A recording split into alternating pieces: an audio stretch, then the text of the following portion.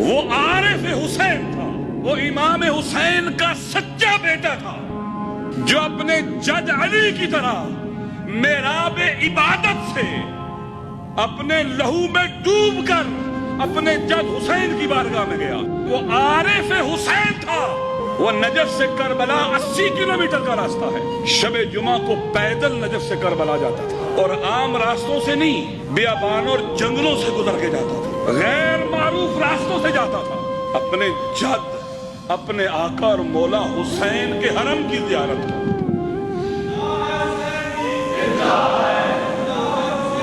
ایسے نہیں، پوری طاقت سے زندہ ہے حسینی، زندہ ہے حسینی، زندہ ہے حسینی۔ ولا تحسبن الذين قتلوا في سبيل الله اموات بل هم احياء۔ پروردگار عالم نے ہر دور میں جب سے انسان کی تخلیق ہوئی ہے، حق و باطل کے مارکے میں اپنے نمائندگان کے ذریعے انسان کو اپنے اعلیٰ و ارفع مقصد کے حصول کے لیے الہی نمائندگان کے ذریعے ہدایت، اور ہدایت کے بعد اس دنیا میں رہنے کا سلیقہ سکھایا۔ لیکن شروع ہی دن سے حق و باطل کے اس مارکے میں شیطانی قوتوں نے، شیطانی نمائندگوں کے ذریعے اس انسان کو صراط مستقیم سے ہٹانے کی کوئی کسر نہیں چھوڑی، اور قرآن کریم کا سرسری مطالعہ کرنے سے یہ بات واضح ہو جاتی ہے کہ قوموں کی قومیں شیطانی سازشوں کا شکار ہوئیں۔ قوم عاد، قوم سمود، قوم بنی اسرائیل، قوم حضرت صالح، قوم حضرت نوح، یہ نابود ہو گئیں، لیکن الہی راستے پہ آنے کے لیے تیار نہیں ہوئی۔ اور سید الانبیاء حضرت محمد مصطفیٰ صلی اللہ علیہ وآلہ وسلم کے دور نبوت کے آغاز سے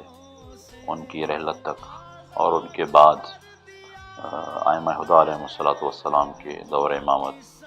غیبت صغریٰ اور غیبت کبریٰ سے ہوتے ہوئے آج تک یہ حق و باطل کا معرکہ اور حق و باطل کے نمائندوں کے درمیان جاری و ساری ہے۔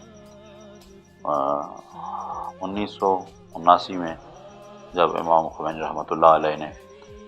باطل قوتوں، شیطانی قوتوں کے خلاف اسلام عزیز کی واضح تعلیمات اور تعلیمات کی روشنی میں جو طواغیت کے خلاف انقلاب اسلامی برپا کیا، تو اس زمانے سے لے کر آج تک 2019 تک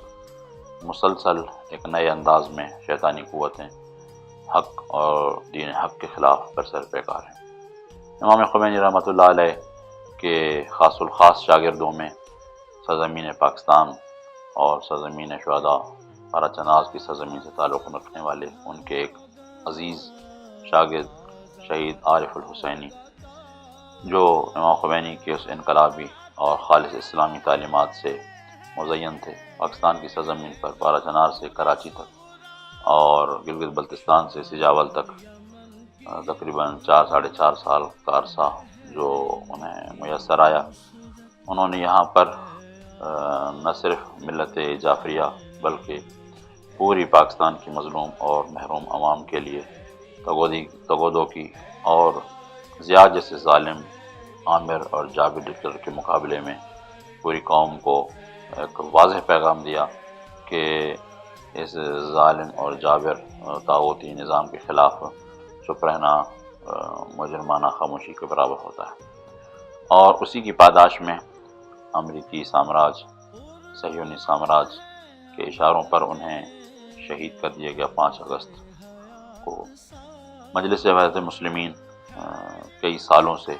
شہید مظلوم کے افکار اور ان کے دیے ہوئے پروگرام کے احیاء کے لیے، ان کی خدمات کو خراج عقیدت پیش کرنے کے لیے سالانہ بنیاد پر ایک عظیم الشان ان کی برسی کا پروگرام منعقد کر رہی ہے۔ اس سال بھی 4 اگست کو اسلام آباد پریڈ گراؤنڈ پہ ایک عظیم الشان انقلابی برسی کا پروگرام منعقد کر رہی ہے۔ بالخصوص پاکستان کے معروضی حالات کے تحت نظر ناصران ولایت کے عنوان سے یہ عظیم الشان پروگرام ہو رہا ہے، جہاں جہاں تک یہ پیغام جائے عاشقان شہید عارف الحسینی اور ناصران ولایت مولا کائنات امین المومنین علیہ الصلوۃ والسلام سے گزارش ہے کہ وہ اس عظیم الشان نورانی پروگرام میں بھرپور شرکت فرمائیں۔ جزاک اللہ، والسلام علیکم ورحمۃ اللہ وبرکاتہ۔